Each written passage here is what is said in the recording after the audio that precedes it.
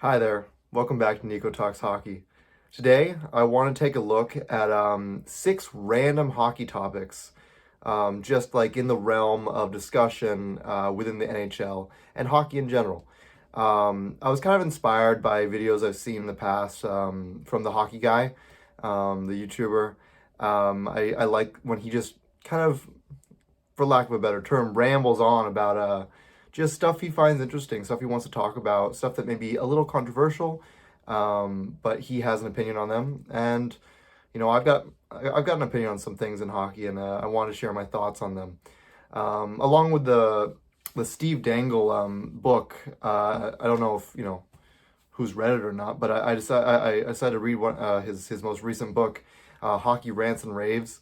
It's a really good book, really fun read, and you know that that book deals with talk about lots of various hockey topics. Whether it's who's the greatest goalies of all time to should fighting be in hockey, right? These are all things that you could always have a discussion over a beer, and just endlessly talk about. It'll always be a discussion within the realm of hockey. But I chose six random topics that I just want to talk about and personally mean something to me. I didn't pick them at random really, but they mean something to me. I kind of wanted to just share my thoughts on them because I have some thoughts on them. So yeah, up first, this is the board I've got for today. Up first, I want to talk about to rebuild or retool.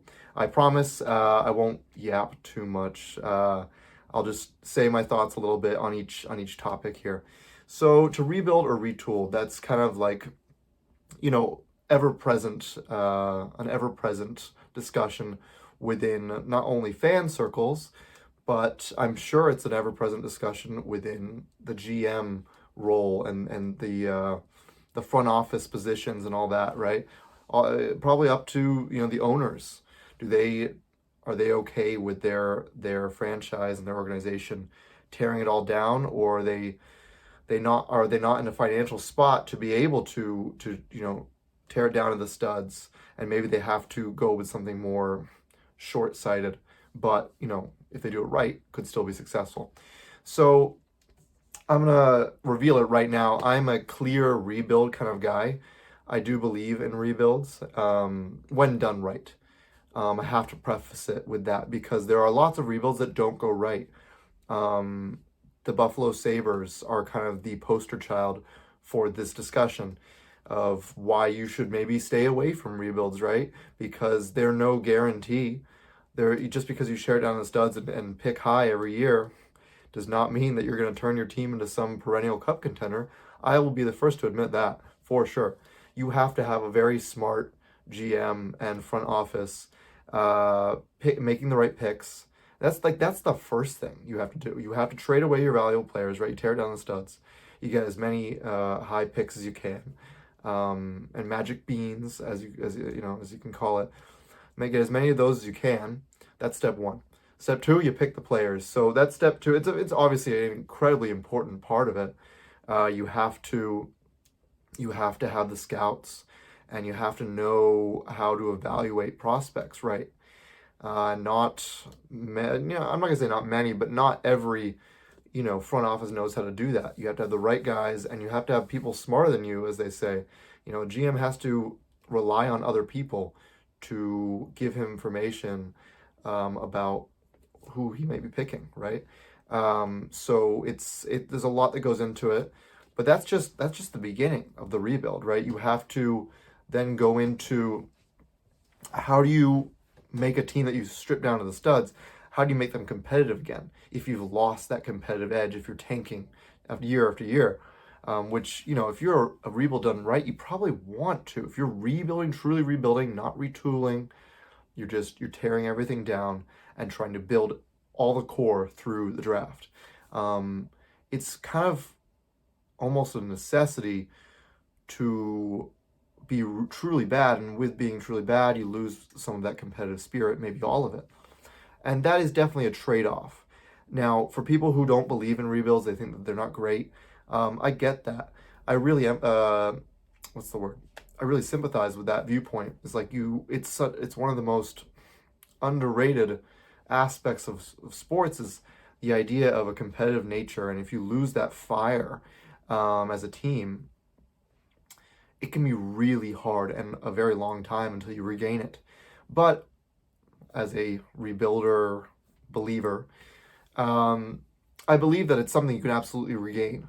You can hire the right people, hire the right coaches, bring in the right players to get back that competitive winning culture.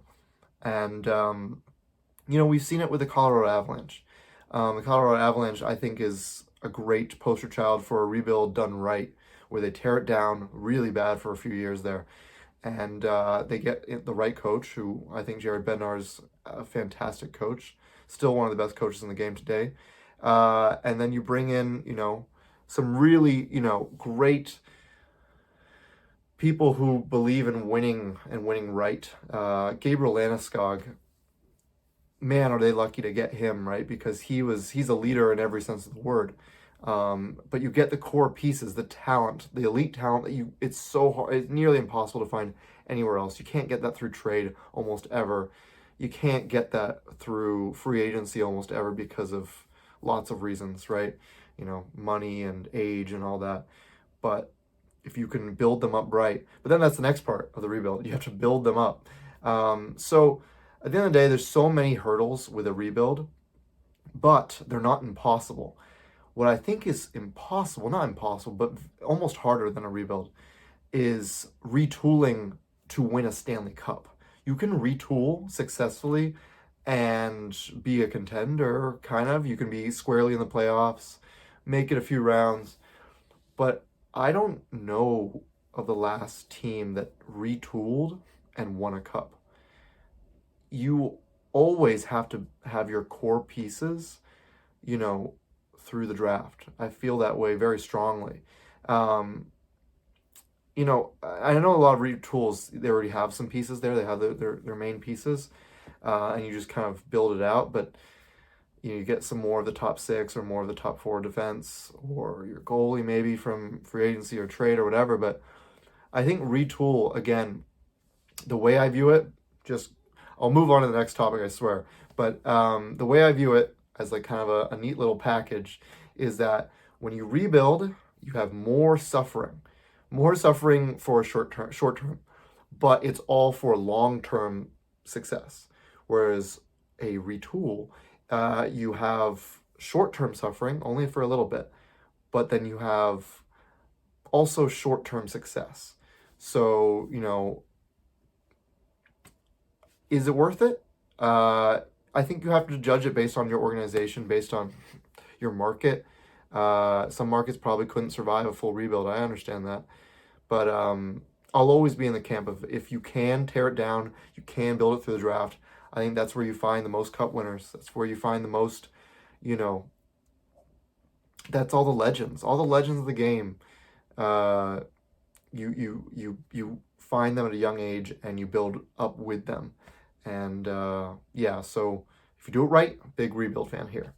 Number 2 on the topics list, draft pick mentality, going with a little bit of the draft, kind of piggybacking on that, draft pick mentality and the best player available discussion. So there's a lot of talk always in every year, every new draft, every entry draft each year. It's like, okay, do we take the best player available, or do we take someone who's more suited to our needs? And I gotta say, I do like the idea, best player available, right? You don't just draft purely on needs. I mean, you never even know who you're gonna get, right? Like what you don't know what your team's gonna look like in 3 to 5 years.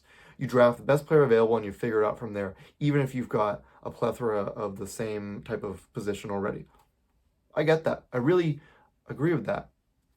However, there's a big however, a big but, if you will, because it's not always that simple.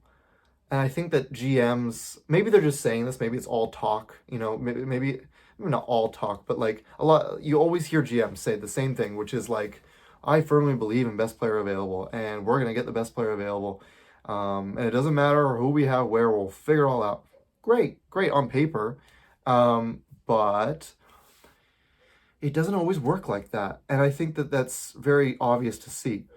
you can have a lot of players, they're not always clear cut, like, oh, this is so much better, the better player here in this draft, and this is so much better. Unless you've got generational talents there. You don't skip on a generational talent, right? That's the best player, no matter what. But, let's just take this draft, this upcoming draft. A lot of scouts think that Schaefer is the best player.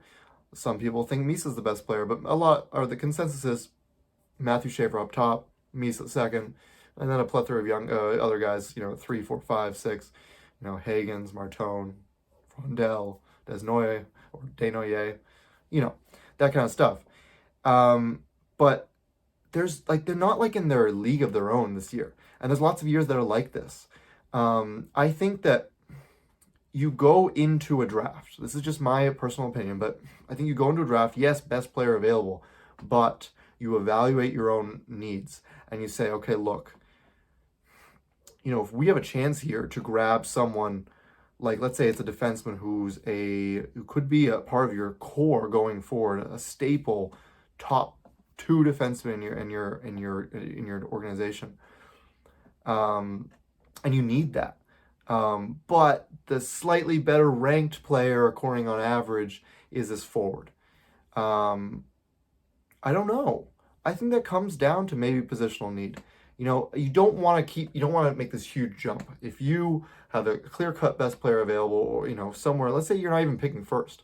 Let's say you're picking 7th, and the next player is, the next available best guy is this guy. And then there's a big jump. You don't go and draft for position. But if there's more of a closeness, there's not so much of a gap, and then you can make that judgment, even if it's small. Maybe this guy is a little bit better, but if you need someone there, don't just draft the same position over and over and over. Because I also think that, before I go into the next topic here, I think that a rebuttal I hear often is that people say, oh, well, just trade one of the guys that you already have a plethora of in your system, and you'll work it out. There's 2 reasons why I don't like that argument. One, I don't think it's ever that easy, especially in hockey. I don't really know about the other leagues, like other sports leagues, but in hockey, at least, of what I've noticed, if you're trading, let's say you've got a plethora of defensemen in your pipeline, and you need to take Schaefer at this year's draft, but you've already got a bunch of other defensemen. Well, let's just trade one of our other defensemen who's really, he's elite, but not elite, but he's high up there in our pipeline, but we want Schaefer, and it wouldn't work with all of them, so we just trade one of them. Whatever you get back in that trade for the defenseman you're going to trade out, you're getting pennies on the dollar. You are not getting full value, because teams aren't dumb. GMs aren't that dumb. They understand what you're doing, and they understand that you're in a spot. You're in a little tight spot here, and they're not just going to help you out. So they're going to make you pay, or they're not going to pay that much for said defenseman in this hypothetical situation. So that's one of my gripes. It's never that easy. It's not so, well, I'll just trade him.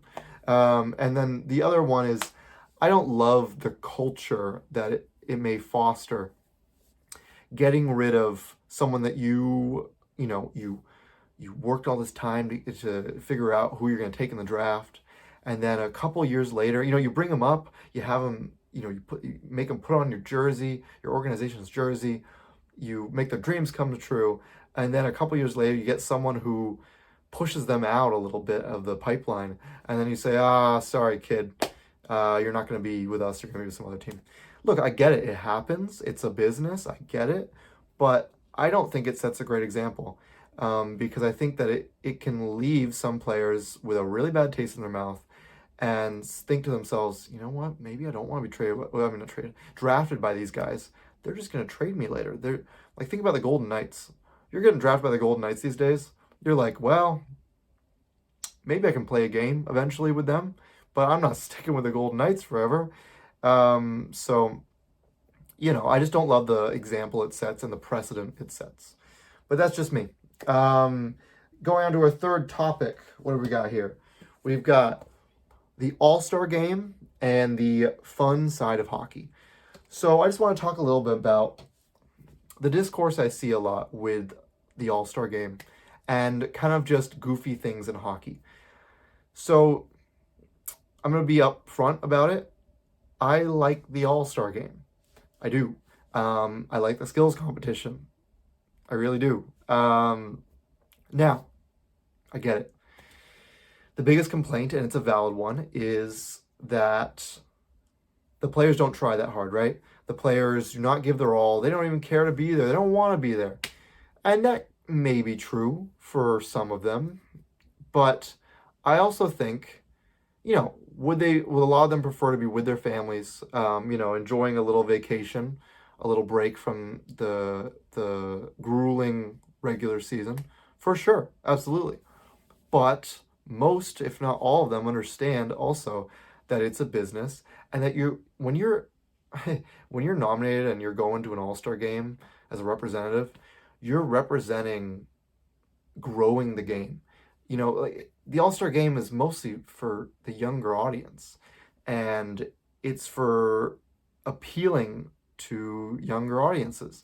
Yeah, like kids, or it doesn't have to be kids, but just maybe people who aren't too familiar with the game, but they see these amazing things, they see these amazing tricks, and maybe they get hooked. And so I think that a lot of players understand that that's part of their responsibility as a person in the NHL, as a player in the NHL. You make millions, yeah, it's for your team, but it's also for the game. It's for the game as a whole. And I think that that is a privilege to have. It's not a bad thing. And I think that I think a lot of players, if not most, understand that. So I like the All-Star game. I don't want to see it go. I do like when they come up with new ideas. The most recent All-Star game and skills competition I really liked. I like how they had the celebrity kind of representatives, and they got to choose and draft their teams. That was really cool. Just make it fresh, make it fun. You got to find ways to make people care. It's definitely something, you see the Four Nations and how much success that was and how awesome it was because how much people cared. I get it. I really do. Don't want to see that stop at all. But I also, maybe you have every other year or maybe every other 3 years or something. If you have the Olympics in there or whatever. I don't know how the math works out there, but maybe don't have the All-Star game and All-Star skills competition every year, but every other year or maybe every other year, I'd love to see it still because I like fun things in hockey. I love regular season games, I love playoff games, I love all of that, but I also like when we get to be a little goofy and we don't take ourselves so seriously, and you just get to see these players maybe just relax a little and just have some fun and just take it easy. I personally love seeing all the interviews with the guys before, like during the skills competition day.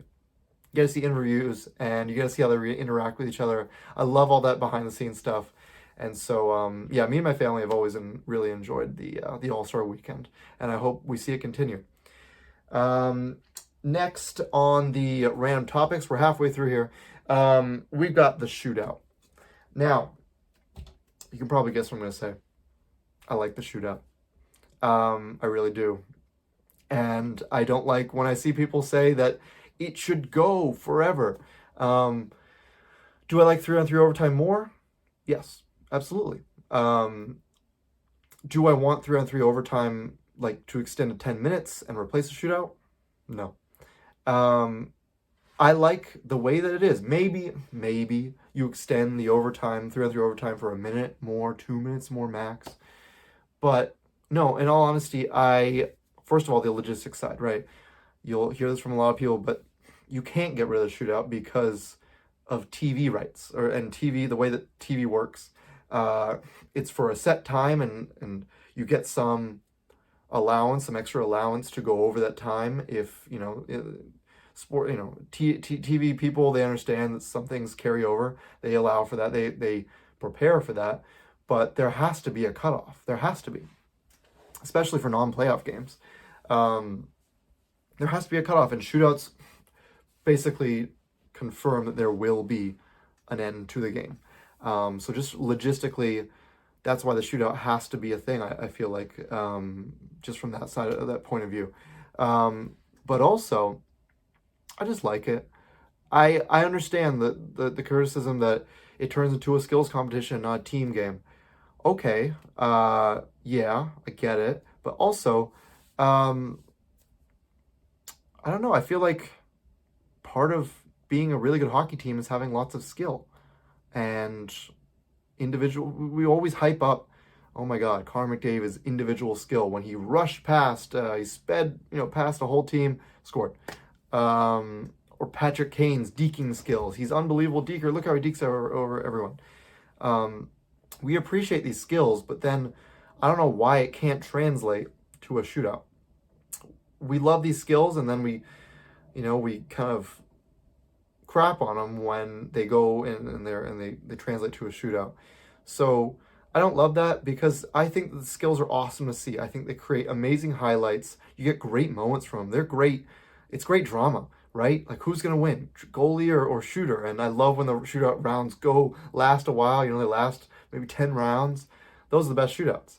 I'll never forget as a Chicago Blackhawks fan, Patrick Kane's unbelievable shootout, a little move against the Minnesota Wild. I think it was back in like 2013 or something like that. Just pure magic to watch, and I'm sure that's somewhere along that route is where I fell in love with the shootout, right? So I like the shootout, and I wish people would just, I don't know, relax a little bit about. It doesn't have to be so cookie cutter. I just wish that kind of piggybacking on the All-Star game and with the shootout as well. I think there's a similar theme in my opinion on it, which is we don't have to take ourselves so seriously. Players are allowed to have really great skill, and when they cannot get it done in the game as a team, then you go to the individual player's skill, and I have no problem with that. But yeah, so second to last random hockey topic for today, I've got incentives for winning the President's Trophy. So I really think that there should be more incentives. I think a lot of people would agree with me on this.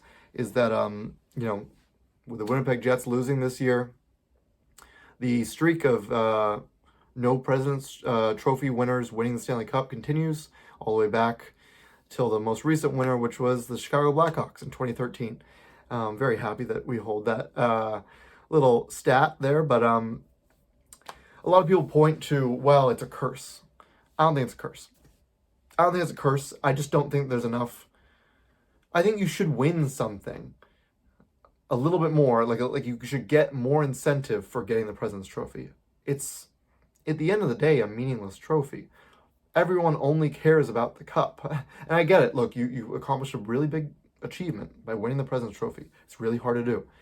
But I don't think it's a curse. I just think that, statistically, if you look at the data, it shows that the most common winner of the Stanley Cup ever, when you look at first place, second place, third place, fourth place, all those places, if you finish whatever place, the most Stanley Cup wins have been to a first place team.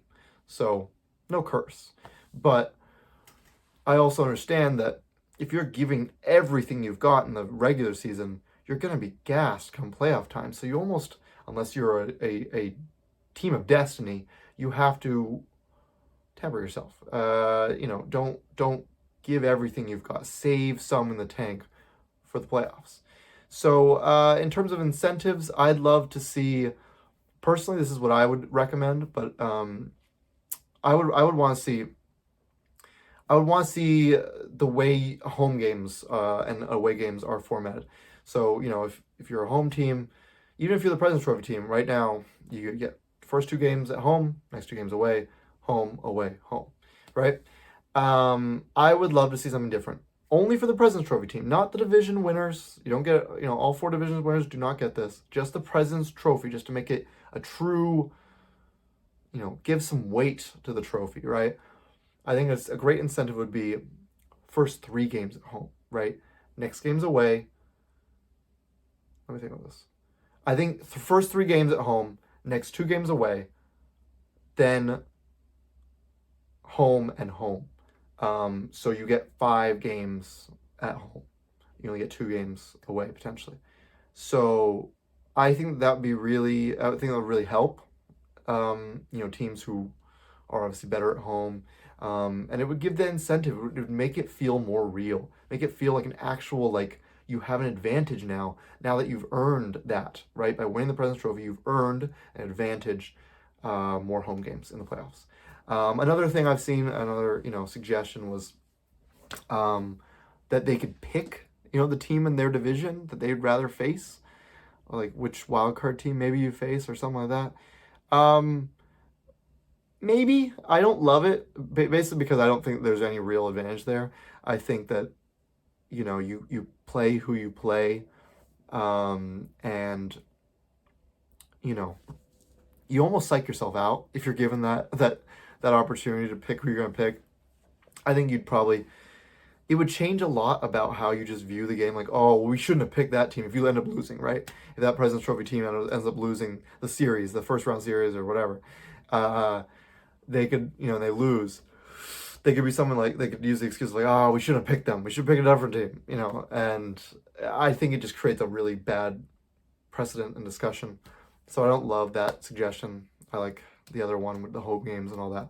But yeah, definitely give more incentives for President's Trophy winners. And then the last topic, something I really want to touch upon because it may be the one I'm most passionate about, which is Canada versus USA in regards to hockey.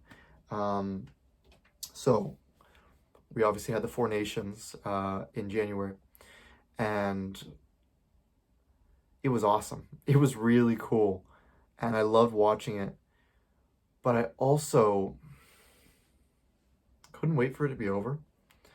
And I hate saying that, but I understand there's a huge political side to it. I really do. I understand that division was stoked among politicians. But I hate seeing true division between Canada and hockey, Canada and the USA, in life and in hockey. In regards to hockey, I mean, look, I'm American. From Chicago.